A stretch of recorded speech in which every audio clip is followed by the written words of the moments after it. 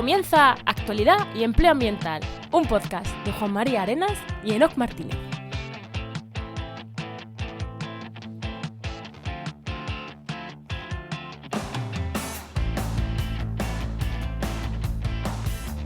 Buenas, soy Juan María Arenas. Y aquí Enoc Martínez. Y este podcast cuenta con el patrocinio de GeoInnova. Profesionales expertos en territorio, medio ambiente y sistemas de información geográfica que puedes encontrar en www.geoinnova.org. Hoy, en el programa 189 del martes 19 de septiembre de 2023, hablamos sobre transición del carbón, sobre transición justa. Joder, no, este tema es actualidad, pero lleva siendo actualidad 15 años Unos cuantos o 20, años, ¿eh? Sí. Pues sí. Pero bueno, antes de dar paso a nuestra invitada, que tengo ya ganas, ¿qué tal tu semana? Pues yo buscando invitados para los nuevos programas, que yo tengo algunos, pero hay que ir buscando, que no puede ser. En verano no puedes avisar a alguien que está en la playa diciéndole, oye, vamos a grabar. Sí, cuesta. ¿Y tú qué tal tu semana? Ostras, yo he estado, mira, nos llamó desde el departamento de prensa de una universidad de España, o sea, el departamento de prensa, para pedirnos un vídeo que necesitaban, en plan, oye, necesitamos un vídeo promocional de una cosa, tal, a la empresa, Oikos MSP, y nos dicen, pero tiene que estar, tenemos este presupuesto, ¿vale? Un presupuesto estaba bien, tiene que estar hoy. Y fue como, Bea, Marta, Sara, todos un día a full, en plan, hostia, el presupuesto es alto. Cuando me dijeron, tiene que estar hoy, dijimos, bueno, igual no es tan alto. Todos a trabajar en eso y ya está. Oye, bien que sienta esos proyectos de pum, te pones a saco, lo sacas, termina, el cliente contento y dice, joder, qué guay, ¿no? Y encima, una universidad, el departamento de prensa de la universidad, que no es un investigador. Joder, cuando ves el vídeo rodando por todos los departamentos, lo ha puesto en Twitter todo Dios de esa universidad, dices, joder, qué guay. Ha merecido la pena. Ha merecido la pena. Bueno, ¿damos paso al invitado? Venga, vamos allá.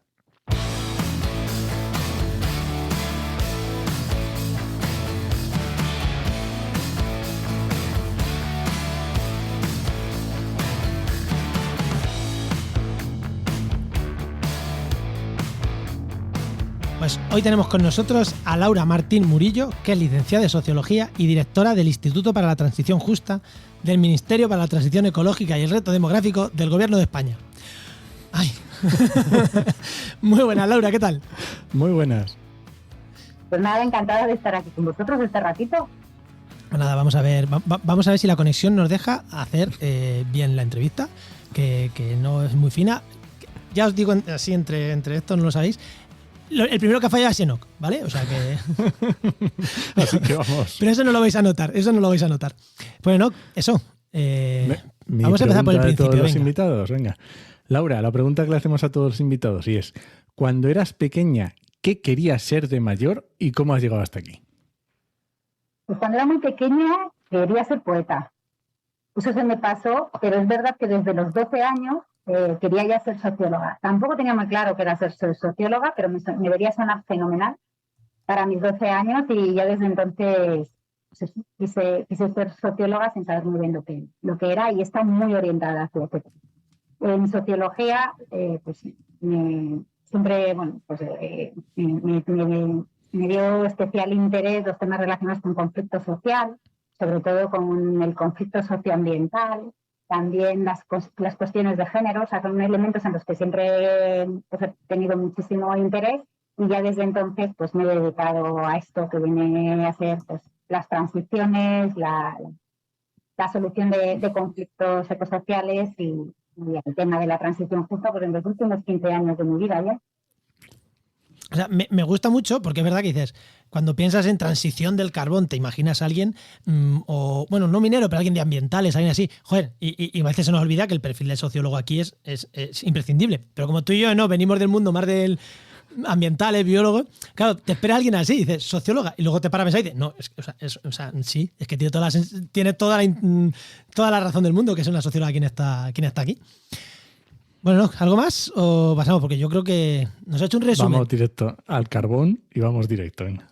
Vamos al carbón. Pues sí, lo que quería decir sobre sociología, no sé si hay interés, pero lo que sí que es cierto es que para todos los temas que requieren pues un cambio de políticas, una política transformadora y que tienes que contar con la gente, pues que los equipos multidisciplinares esté donde esté el sociólogo, esté al mando o no, pues, es un perfil interesante, sí. Sí, sin duda.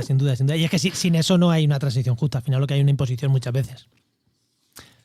Hay veces que en el mundo ambiental igual a veces pecamos de hay que hacerlo así por mis santos huevos. Pues igual no. Bueno, vamos con el carbón. Vamos allá.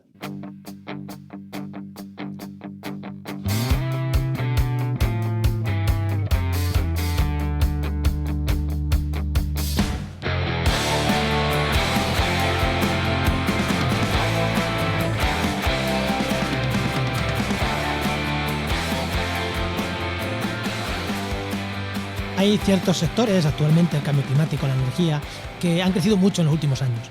Pero si yo echo la vista atrás, lo que se me viene a la mente en cambio energético es el carbón. Ya digo, hace 15 años, 16, estaba yo en la universidad y ya se hablaba de que el carbón, la transición del carbón, las cuencas mineras, seguimos en las mismas, 16 años después. Seguro que no, seguro que se ha avanzado muchísimo. Pero seguimos con los mismos temas que tendrían que estar superados, pero ahí estamos. En parte porque no es un problema fácil, en parte porque es algo muy arraigado al territorio, pero en parte porque a lo mejor no se han hecho las cosas como se deberían de haber hecho, ¿eh? Así que para eso tenemos hoy a Laura para que nos cuente qué hemos hecho, qué estamos haciendo, hacia dónde vamos. Pero antes te voy a hacer otra pregunta antes de entrar al carbón. ¿Qué es eso del Instituto para la Transición Justa? Porque esto sí que es nuevo. Este nombre a mí no me sonaba, ¿eh? Desde hace 10 años este nombre no estaba. Vale. El Instituto para la Transición Justa pues, se ha creado en 2020 con este gobierno y es parte de, yo creo que se acordarán todos los seguidores del podcast de cuando se presentó la Ley de Cambio Climático y el Plan Nacional Integrado de Energía y Clima, pues con este paquete, desde este gobierno, desde el gobierno anterior de 2018 se planteó también una estrategia de transición justa, es decir, queríamos aumentar ambición climática, pero queríamos que hubiese unas garantías sociales que acompañaran ese cambio. Y entonces ya se presentaron las tres cosas juntas. En esa estrategia de transición justa, cuando se presentó, pues ya uno de los compromisos, uno de los elementos en los que teníamos que trabajar era transformar, crear un instituto para la transición justa, y ese instituto para la transición justa iba a crearse sobre lo que había sido tradicionalmente el Instituto de Reactivación de las Comarcas Mineras, pues porque tenía toda la experiencia desde la administración y tenía parte de las competencias. Y entonces lo que queríamos simplemente era, por una parte, aumentar competencias, mejorar también su perfil, porque el Instituto para la Transición Justa, respecto al anterior instituto, por ejemplo, tiene nivel de dirección general. Ya eres un poquito más importante dentro de la administración. Buscas además otras maneras de trabajar, pues también más actualizadas, a una administración más abierta, pues con mayor procesos participativos, con otra manera de evaluar las políticas, de plantear las políticas. Entonces, hemos querido trabajar desde ese Instituto del Carbón, donde se habían realizado ya unas políticas, como tú dices, durante muchos años, de las que se han hablado en décadas, pues actualizarlas y sobre todo ponerlas al servicio de la transición ecológica y la descarbonización. Porque las políticas anteriores que se llevaron a cabo en el Instituto del Carbón tenían que ver con una reestructuración de la minería debido a razones económicas. Es decir, la Unión Europea, no por motivos ambientales, la Unión Europea consideraba que una vez que tú eras Estado miembro, pues no podías ayudar a tus empresas, no podías darles unas ayudas a tus empresas que impidieran la competencia con el carbón de otros países, por ejemplo. Entonces, el carbón fue el último de los sectores de la Unión Europea de entrar en este escenario, vamos a decir, no de libre competencia, pero de una casi libre competencia, y la normativa europea obligaba. En principio fue en 2010, luego se alargó a 2014 y luego fue en 2018, cuando podían ser las ayudas de Estado que podías dar a extracción de carbón, a minas de extracción de carbón, pues no las podías ayudar más allá de esa tesis. Es decir, que el Instituto del Carbón, el Instituto para la Transición Justa, ha cambiado muchas cosas, pero también el enfoque, ahora es un enfoque de transición ecológica y de descarbonización, y antes era un enfoque simplemente de ajustarse a una normativa europea existente sobre ayudas de Estado. Antes del podcast hablábamos, Enoch y yo, en modo de broma, decir, el Ministerio de la Transición, tal reto demográfico, decíamos, el antiguo Ministerio de Medio Ambiente, que es claro, pero es que los nombres son importantes y en este caso también es importante, no es lo mismo Instituto del Carbón que Instituto de la Transición Justa. El nombre dice mucho, muchas veces hay que tener también cuidado con eso, dice mucho, ¿no? Enoch.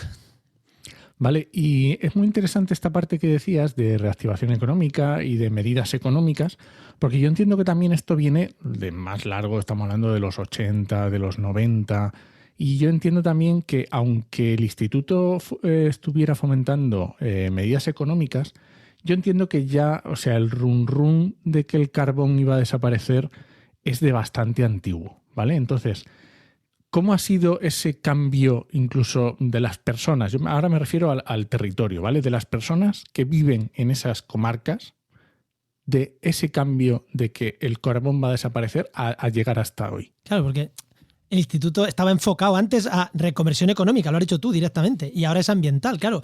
El cambio en las personas es un doble cambio, ¿no? Bueno, en realidad, vamos a ver, la transición del carbón en España, no la transición, no por motivos de descarbonización, sino esto que se he contado por el final de las salidas de Estado que se podían dar, es decir, las minas españolas eran poco productivas en comparación con otros países del mundo, con lo cual era un sector que o lo apoyabas o entraba en declive y tenía que reducir muchísimo su esfuerzo. Entonces, durante décadas, lo que intentó es pues, reajustarse para que lo que quedara fuera más ganando en competitividad.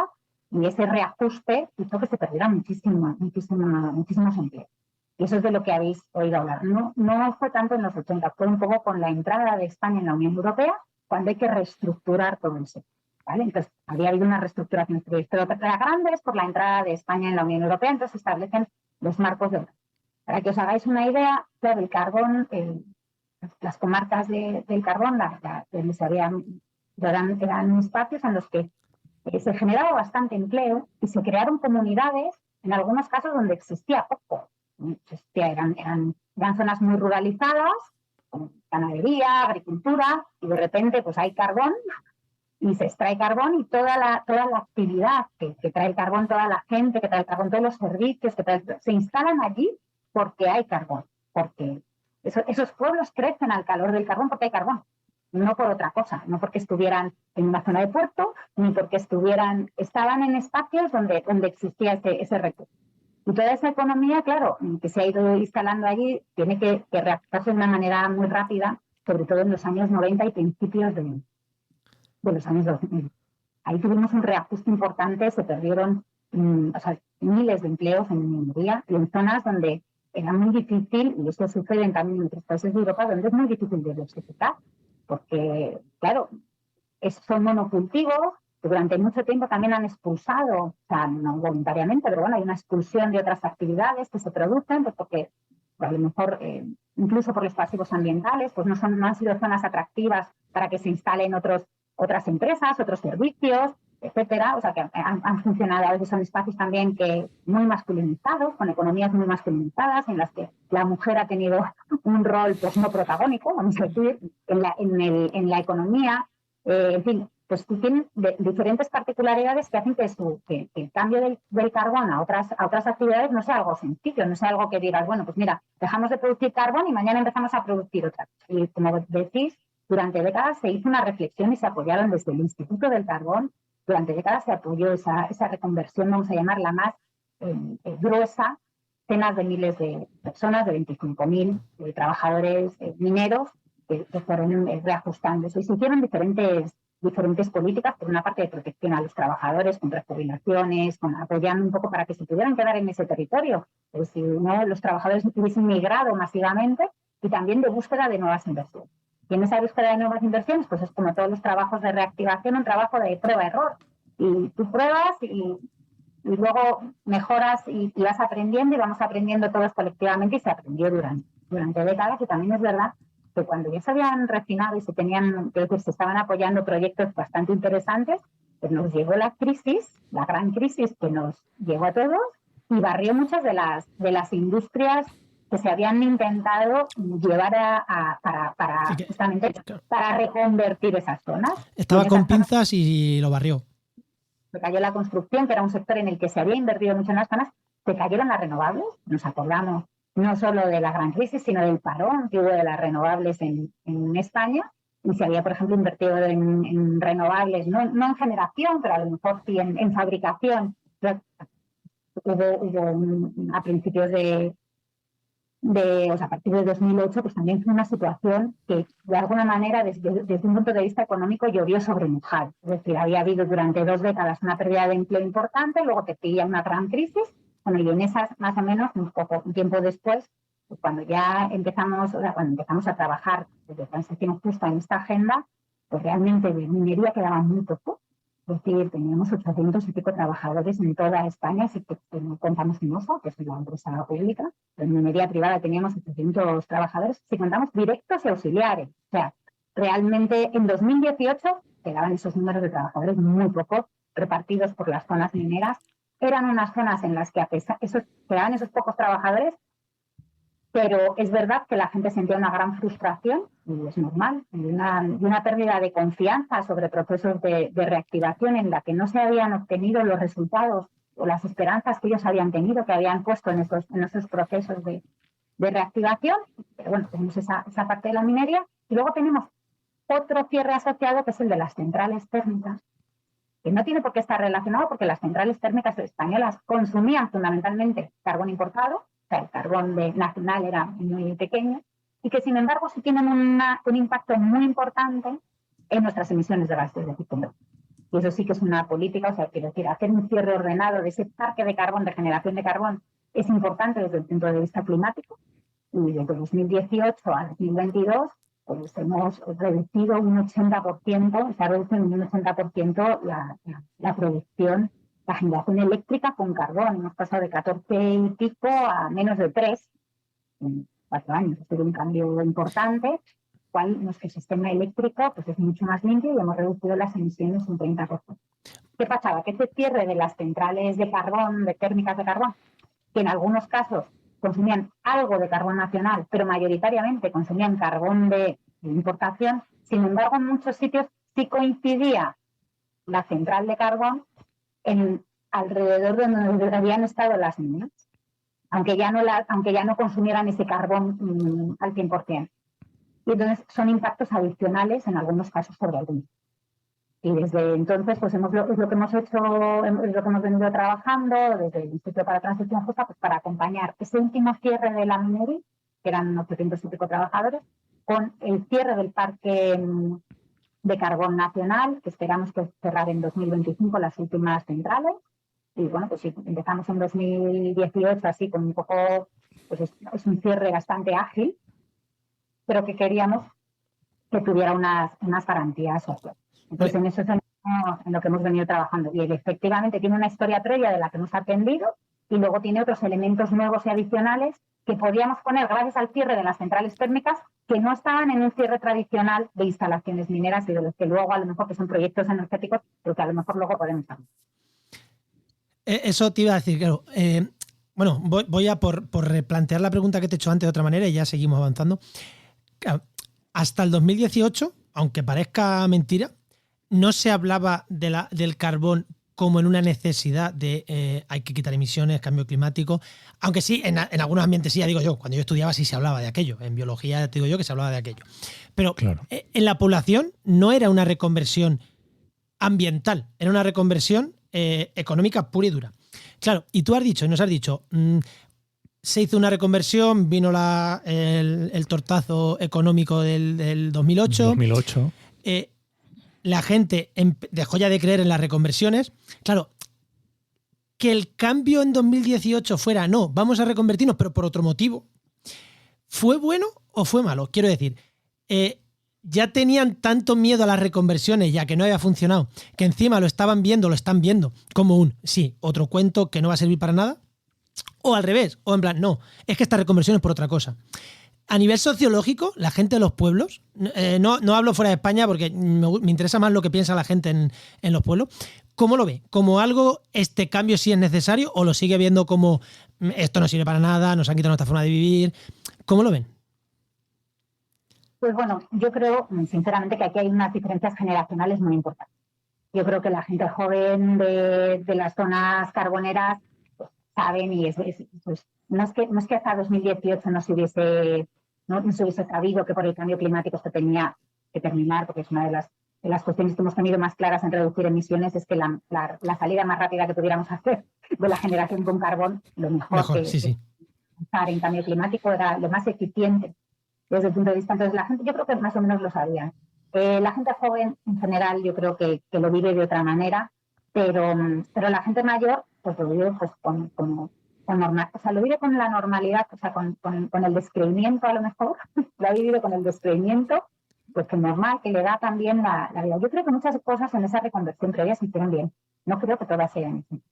Creo que también lo que pasa es que también es las expectativas que tengas. Y es cierto que había unas cuestiones que eran muy difíciles, es decir, generar empleos con categoría industrial, lo que significa de salarios, lo que significa de condiciones laborales en zonas muy ruralizadas, pues no, allí donde no ha habido, las zonas eran menos ruralizadas, es decir, donde hay otra posibilidad de nuevas industrias, pues el cambio se ha visto con menos pesar, porque ha causado menos daño. Pero bueno, la gente mayor lo ha vivido, pues eso, diciendo, bueno, ahora esto.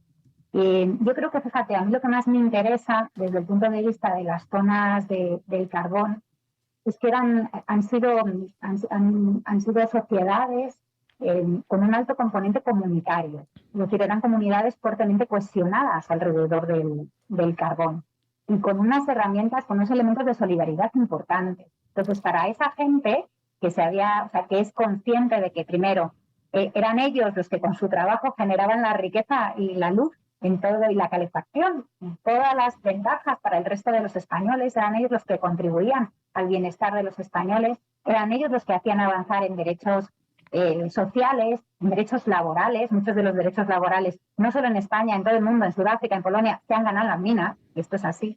Entonces, esa gente que había contribuido al bienestar de sociedades más amplias y que se sentían un poco, o sea, tenían un sentimiento heroico y lo siguen teniendo, pues de repente que lo más difícil era ese rechazo de decir, yo no quiero ser el malo del cambio climático. O sea, llega un problema que es nuevo, que es diferente y que de repente te hace ser percibido por una parte importante de la sociedad en un papel diferente al que habías tenido históricamente, que era una historia bastante heroica, la del trabajo. Entonces, esa parte, a mí desde el punto de vista, no sé, de construcción de identidad emocional, pues es una parte importante, ¿sabes? Dicho esto, creo que cuesta aceptarlo, ¿sabes? Y que entonces vas a buscar cualquier otra cosa, decir, bueno, no funcionará otro sistema para que nuestras emisiones no generen el cambio climático, o sea, siempre vas a intentar.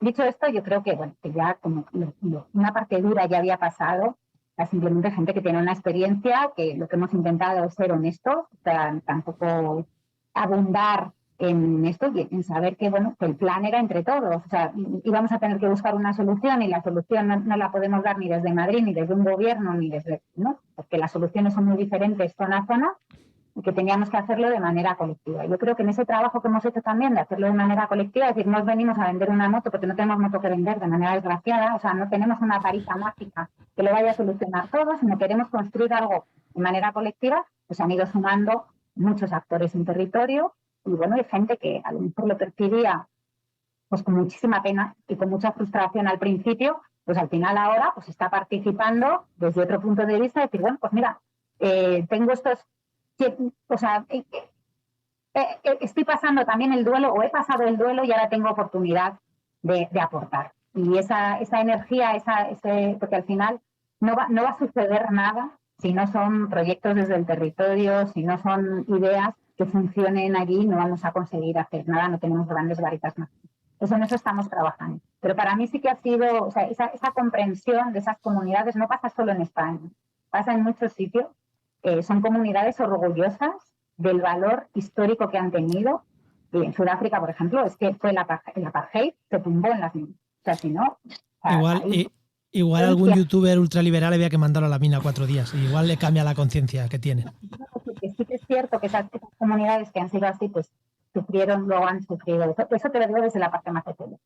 Y luego es verdad que hemos tenido una oportunidad pues, de hacer una reflexión pues, en esta clave un poco de transición ecológica, es decir, vamos a darle una vuelta. Por otra parte, tenemos unos espacios naturales en esas zonas de carbón muchas veces maravillosos.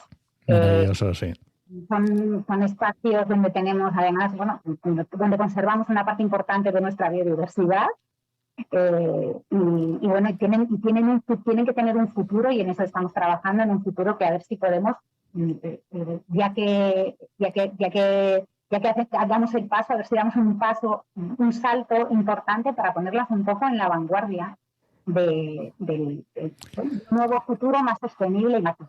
Es muy interesante esto que dices, porque escuchaba yo hace poquito también un podcast hablando de minería, y es cierto que la minería, los mineros y las mineras eran como la vanguardia en el desarrollo. Cuando surgió eran como la vanguardia, traían, y en derechos laborales también.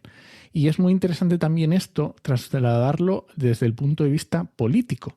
Porque claro, aquí ocurre una cosa muy interesante, las diferentes competencias que tienen las diferentes administraciones que ha habido a lo largo del tiempo. Porque, ¿cómo a nivel político se ha gestionado estos movimientos? Porque yo entiendo que lo que decíamos antes, hay movimientos como que vienen muy de arriba hacia abajo, y luego tenemos aquí el gobierno central, tenemos comunidades autónomas, y luego esto trasládalo a nivel local, que ya es tremendo el posicionamiento y las diferencias. ¿Cómo se ha visto, sobre todo en esta última etapa, ya cuando hablamos de transición justa, no ya me meto en temas de económica? ¿Cómo lo has visto a nivel político?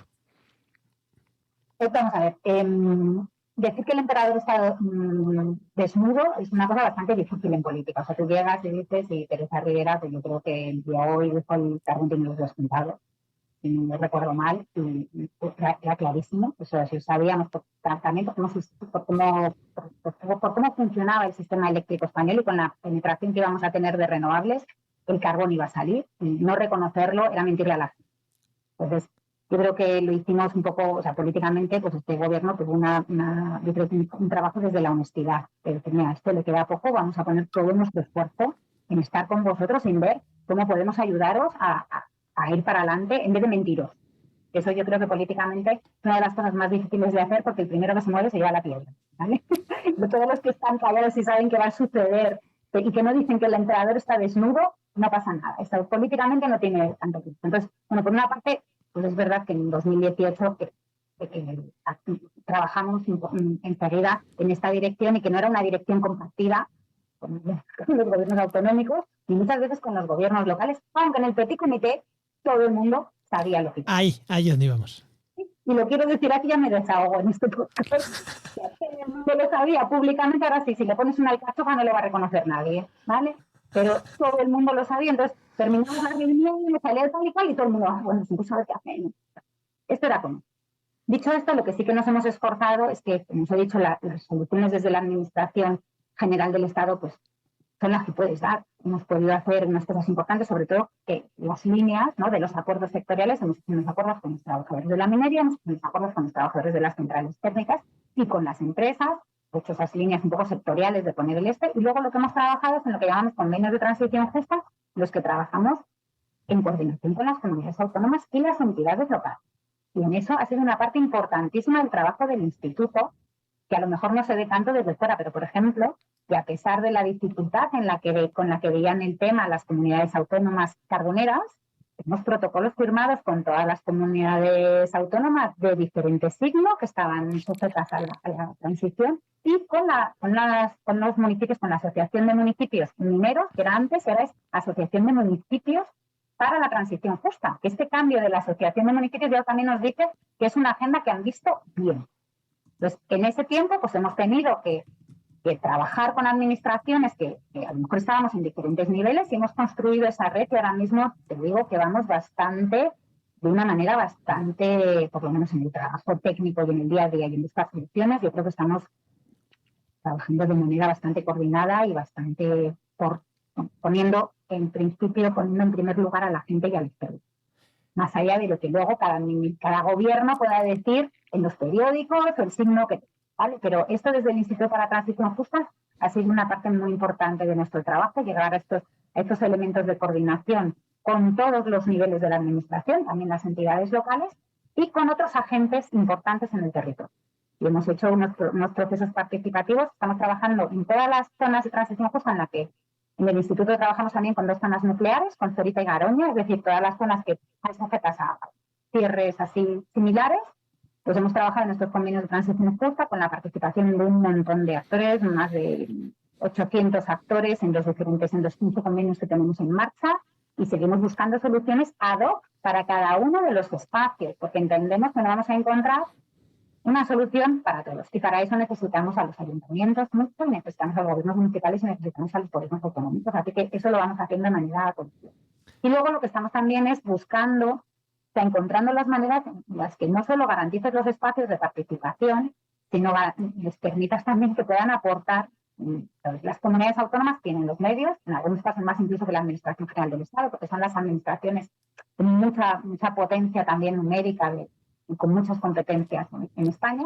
Las entidades locales muchas veces pues tienen debilidad de medios humanos, de todo, sobre todo los pequeños municipios, los municipios más rurales.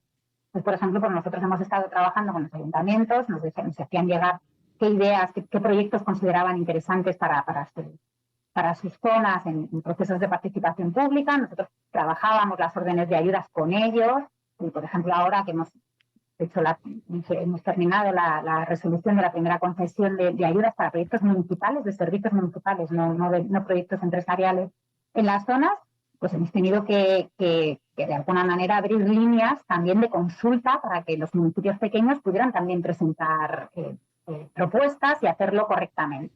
Y hemos solventado con miles de dudas. O sea, hemos tenido que poner un equipo para ayudar a eso y hemos tenido buenos resultados. O sea, tenemos, por ejemplo, de las ayudas que hemos ido concediendo para proyectos municipales, el 25% creo que está en municipios de menos de 500 habitantes y bueno, creo que el 50% en municipios de menos de 5.000. O sea que hemos conseguido trabajar también con consideramos que es muy importante, con esas entidades locales que a veces pues tienen muchas dificultades pues para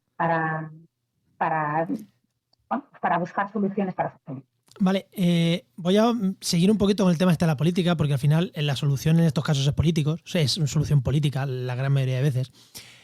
Claro, quizá, o sea, que todo va a ir remando en la misma dirección es una muy buena noticia, aunque al margen de lo que luego se diga, pero aquí yo creo que hay dos cosas que pueden ser clave y te quiero preguntar si sí o si no.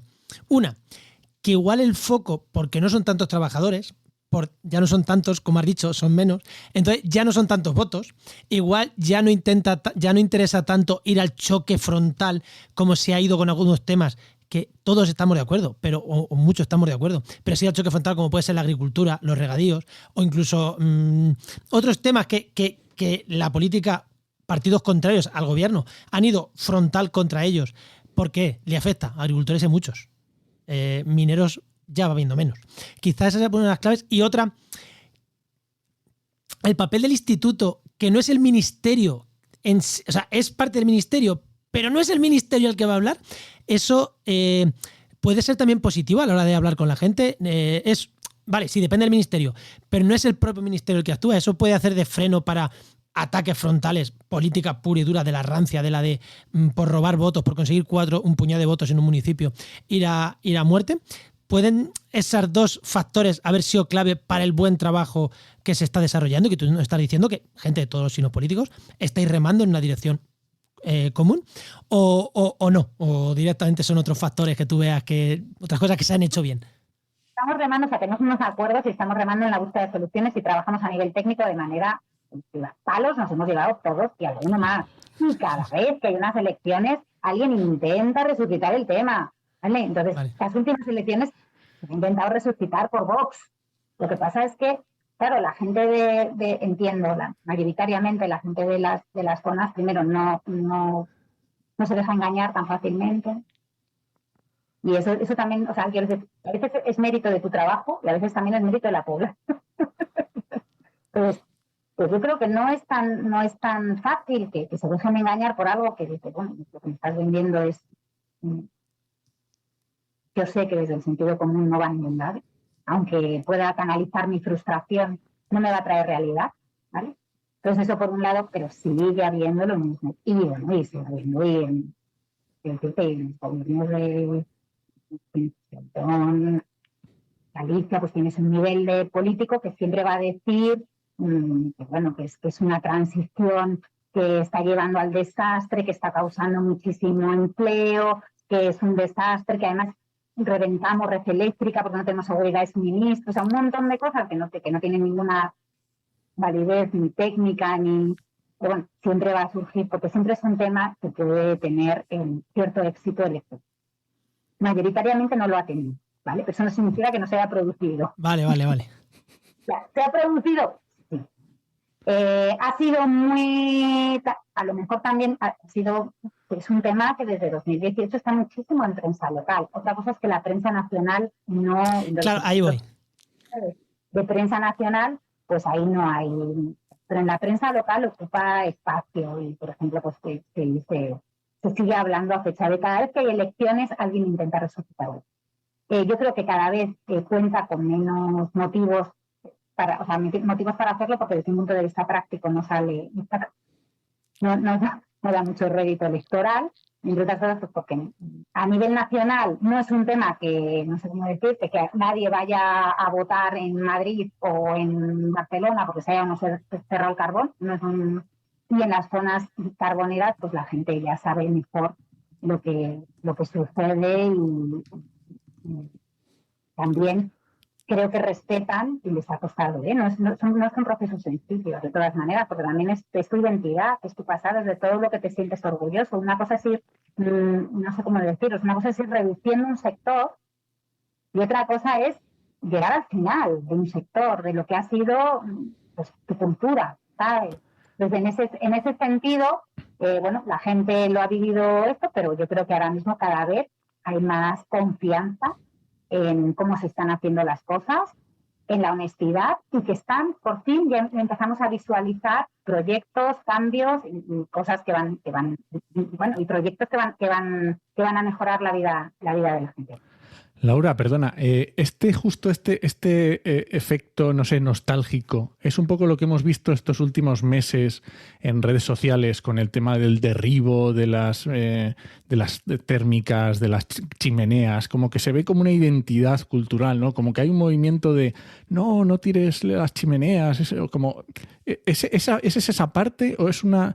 Es que yo no lo entiendo muy bien, no sé cómo calificarlo, no sé cómo meter eso ahí, ¿no? Esas chimeneas enormes que nos estamos quejando de las chimeneas nos parecen bien, pero poner aerogeneradores no. O sea, quiero decir, a mí no me encaja muy bien, pero... Hay una parte también en el paisaje que es nuestro paisaje, que es qué lo hace nuestro, qué hace nuestra casa. Entonces, para mucha gente, te llegaba a casa en cuanto empezabas a visualizar las torres. Igual, si ibas a Ponferrada y visualizabas las torres de Ponferrada, estabas llegando. Si ibas a León y visualizabas las torres de la Robla, estabas llegando a casa. Entonces, esa parte de tu paisaje tiene que ver también pues, con estas torres. Y como tú dices, en algunos casos los molinos son lo ajeno. Ese paisaje no estaba ahí.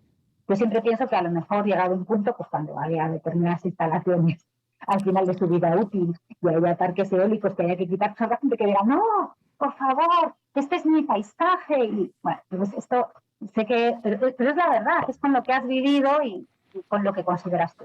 Luego hay una parte patrimonial, de nuestro patrimonio industrial. Es verdad que en España hay un patrimonio industrial que tenemos patrimonio de todo tipo cultural en el que tenemos que invertir mucho. Y bueno, pues desde el instituto, por ejemplo, esa parte del patrimonio la comprendemos y entendemos cuál es que la gente quiera mantener ese patrimonio industrial y ese patrimonio minero, y no en todos los sitios se ha mantenido durante estos tiempos. Nosotros nos hemos centrado mucho en intentar apoyar, a buscar sobre todo, hay patrimonio minero, por ejemplo, en León, que está completamente abandonado. Que necesita unas políticas muchísimo más firmes de defensa de ese patrimonio y lo vamos haciendo.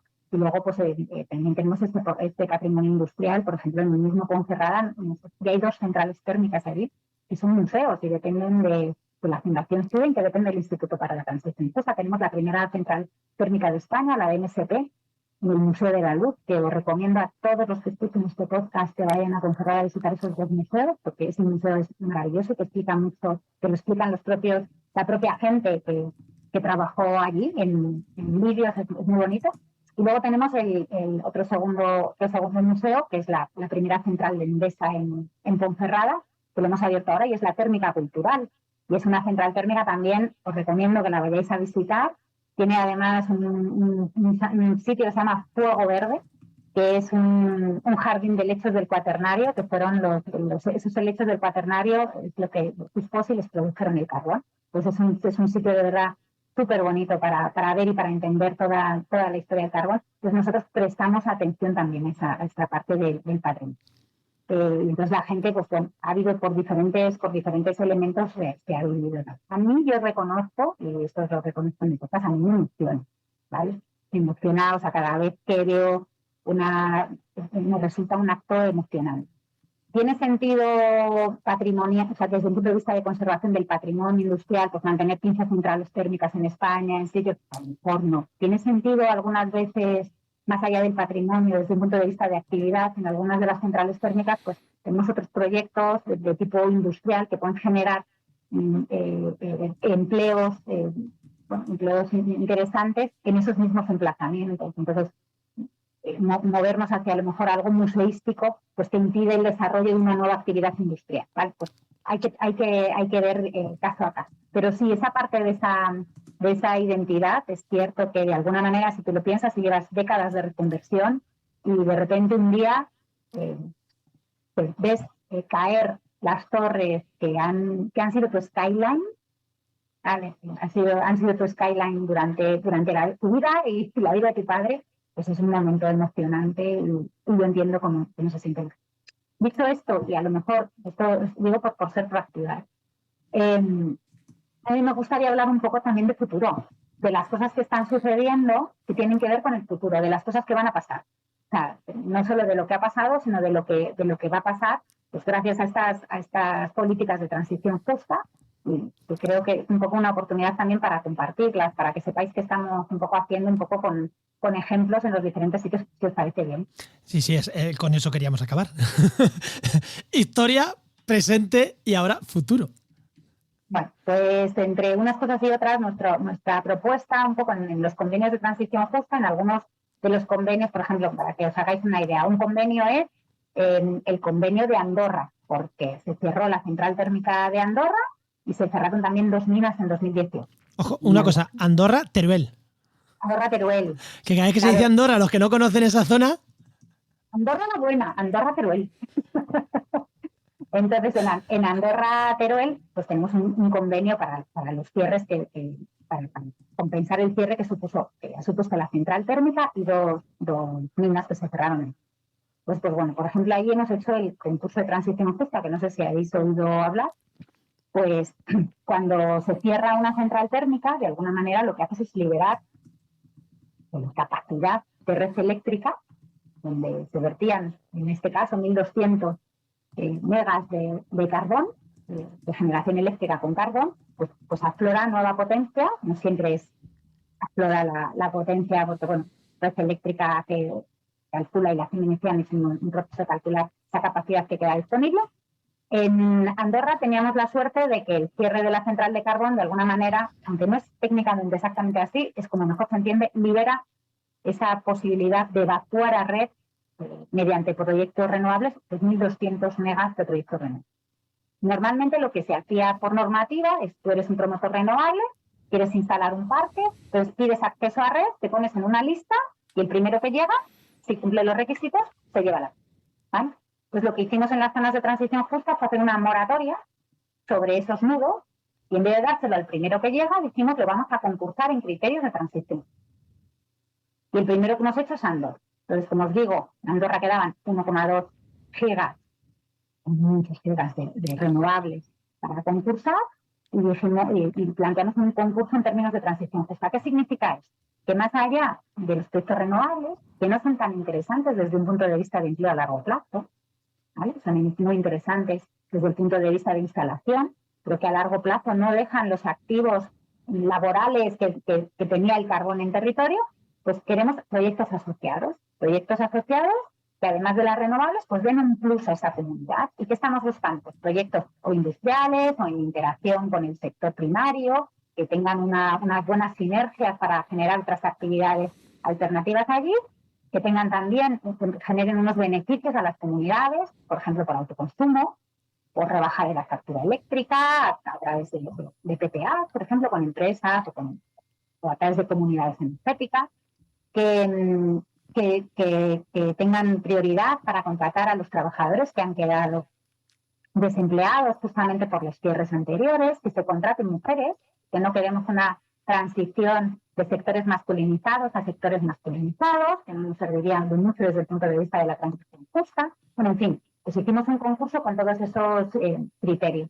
Finalmente en Andorra pues se presentaron 9 empresas, el concurso lo ganó la empresa que había cerrado, que era Endesa, y aparte de unos parques eólicos y fotovoltaicos y proyectos de hibridación y de almacenamiento y de hidrógeno que son muy interesantes desde un punto de vista energético, pues ahora tenemos proyectos también industriales, fábricas de seguidores solares, fábricas de electrolizadores, fábrica de electrolizadores, fábrica de cimentaciones para un empleo industrial interesante y que tiene que ver con esa cadena de valor renovable que queremos tener en España. Tenemos también proyectos con el sector primario, por ejemplo, con la recuperación de olivos en toda esa zona.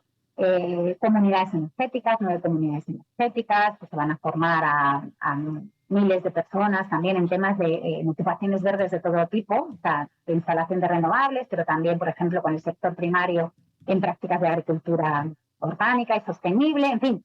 Pues al final esa parte de ese cierre de carbón nos ha dado una oportunidad en Andorra a través de este concurso de hacer un combo en el que vamos a ganar empleo sobre los cierres que teníamos y sobre todo vamos a hacer unos desarrollos pues bastante punteros desde el punto de vista de una economía sostenible y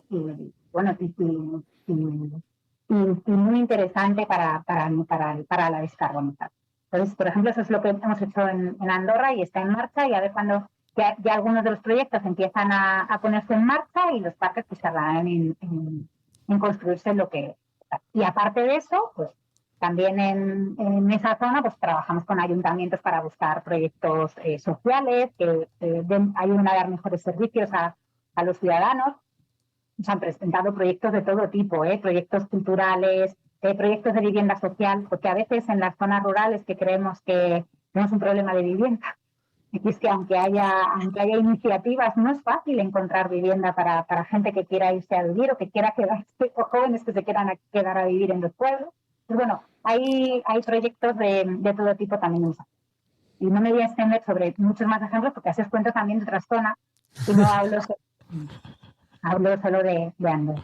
La zona del Bierzo, que es la zona del Bierzo es una zona castigada, por un corazón minero importantísimo en el que se produjo toda esta reconversión, y es una zona también, pues, vamos a decir, lejos de costa. Es como la zona por antonomasia de la reconversión y de cuando yo pienso en minería del carbón, pienso en la zona del Bierzo, en León. En Astur-León, ¿no? Las cuencas asturianas y en el Bierzo, que es un poco, pero sí, el Bierzo, que es una zona también muy castigada, pues lo primero que hemos tenido que hacer es hacer unas importantísimas inversiones en restauración, porque las minas se habían cerrado así, ¿vale? Y son unas inversiones importantes. Estamos restaurando, así como proyecto más modélico, la Gran Porta Fabero, que fue la mayor porta en toda Europa. Es impresionante de ver lo que significa en el territorio. Y ese es un proyecto, por ejemplo, muy bonito en un corazón minero como es Fabero, que tiene además unos fósiles de los fósiles del Cuaternario muy interesantes, con lo cual podemos hacer unos senderos alrededor de interpretación justamente de geológicos y de la historia del carbón. Bueno, un gran proyecto, y tenemos como esos proyectos de restauración, grandísimos proyectos de restauración en toda la zona del Bierzo. Hemos abierto esta primavera la térmica cultural, que es un proyectazo, ya os digo, es tener una central térmica al servicio de la cultura, y el eslogan es cultura incandescente. Eso en Ponferrada, ¿no? Es en Ponferrada y es un sitio muy bonito. Hemos tenido, por ejemplo, en esa recuperación de patrimonio también que estábamos hablando, pues hemos dado la financiación a un proyecto que quería el territorio durante muchos años, que es el Ponferlín. El Ponferlín era el tren minero que iba de Ponferrada a Villablino y que dejó de operar, y era el tren el que bajaba a la gente de Villablino y la gente de Ponferrada iba hasta Villablino. pues vamos a recuperarlo en principio en clave turística, ¿vale? Eso recuperar ese recorrido y esos trenes. Los vagones ya no van a funcionar con carbón, la primera locomotora funcionará con biomasa y tenemos un proyecto para intentar utilizar hidrógeno y estamos, pero bueno, es mantener sobre todo esa vía de conexión que unía todo el Bierzo. Entonces ese, por ejemplo, es un proyecto y luego estamos trabajando también pues, con el cierre de la central, pues le solicitamos a todas las empresas eléctricas que aporten también y que nos traigan proyectos de la mano. Y hay una fábrica de reciclaje de palas y una fábrica de reciclaje de baterías de vehículos eléctricos que están ya bastante, la de vehículos eléctricos creo que empieza la construcción ya la semana que viene y que están también asociados a esos cierres para ir paliando el impacto. O sea que vamos teniendo pues proyectos culturales, proyectos también industriales y eso por la parte del Bierzo y seguimos buscando. En la zona del Langreo, por ejemplo, también que se ha cerrado, es una zona minera y se ha cerrado una central térmica, la de Lada, y era una zona tradicional minera, pues también se ha anunciado un proyecto que es muy interesante y que es una fábrica de paneles fotovoltaicos en el corazón de la comarca minera. Se van a producir paneles fotovoltaicos allí en Langreo y es un proyecto que también hemos venido trabajando de transición justa pues, con mucho cariño y que vemos con ilusión. Y ya os digo, pues estos son, por ejemplo, pues algunos de los ejemplos. Tenemos muchísimos proyectos. Me parece icónico reconvertimos, como has contado en Andorra, como has contado en esta última zona, reconvertimos una zona minera en una zona de producción directa o indirecta de energía solar, eólica. Joder, me parece... Ostras, seguimos produciendo energía de una manera o de otra en el mismo territorio. Vale, no siempre funciona. Por ejemplo, en Andorra sí hay muchísima potencia de producción, tanto fotovoltaica como eólica. Pero las zonas del Bierzo hay zonas que tienen un nivel de protección alto, entonces no siempre va a cierre de una mina, pues a lo mejor te encuentras en una zona osera, que lo que debemos hacer es proteger a los osos que tenemos allí y buscar otras alternativas, ¿vale? No, el cambio no es siempre tan sencillo. Y justamente esto es muy interesante. Allí donde no hemos tenido la posibilidad de que las renovables sean un motor, nos ha costado más. ¿Por qué? Porque las renovables pueden traer otras cosas, o puedes decirle a los promotores renovables, oye, traen otra cosa de la mano al territorio, además de la planta eólica y la planta fotovoltaica. Ahí donde no hemos tenido eso, hemos tenido que hacer un trabajo más artesanal, buscando más pues, otro tipo de elementos. Pero no siempre funciona. Lo que sí que, como somos transición ecológica y creemos que es importante, pues la cadena de valor renovable, ahí donde yo siempre lo digo de Asturias. Asturias era un motor de generación eléctrica española, pues, porque tenía un montón de centrales de carbón. Su transición no va a ser a la generación en renovables, porque no tiene sentido. Y sin embargo puede ser, y es ya, un gran motor de la cadena de valor renovable y de trabajos, cuidado, que son muchísimo más interesantes, como son los trabajos core industriales relacionados con toda la cadena. Sí, por eso decía directa o indirecta en la producción. Sí, directa o indirecta. Entonces allí se producen, pues tenemos windas, ya te digo, una parte de la cadena de valor eólica, igual que en Galicia, tenemos una parte muy importante. Ahora vamos a tener esta parte también relacionada con la fotovoltaica y nos hace, la verdad, que son proyectos que nos solucionan. No solo buscamos ese tipo de proyectos. Buscamos en algunos sitios, lo que tenemos que trabajar es con el sector primario, o buscar proyectos más de índole turístico, dependiendo de las zonas en las que trabajemos, encontraremos unos proyectos u otros y unos futuros. Bueno. De todas maneras, de muchos de estos proyectos que nos has dicho, los que me ha dado tiempo, dejamos enlace en las notas para la gente que quiere investigarlos un poco, ¿vale? Y ahora te vamos a preguntar una que nos recomiendes algo, así que puedes ir pensando en algo que nos quieras recomendar. Pero fuera de esto, ya otra cosa. Vamos a tirar el cierre cualquier cosa. ¿Te recomiendo de qué? No, pero espera, tiramos el cierre y ya nos despedimos. Y ya cerramos el episodio de Carbón. A mí, que sepas que me ha dejado con los dientes largos entre la entrevista que hicimos hablando de la Sierra de la Culebra, Lago de Sanabria, Zamora, tal, y esta, me voy a tener que pegar un viaje entre Zamora a León, que es una zona que no la tengo muy visitada y joder, la restauración de ecosistemas me encanta, con lo cual voy a tener que ir allí. Ponte las botas de trekking ya. Sí, ya. Venga, tiramos el cierre, ¿no? Y nos vamos, ¿no? Venga.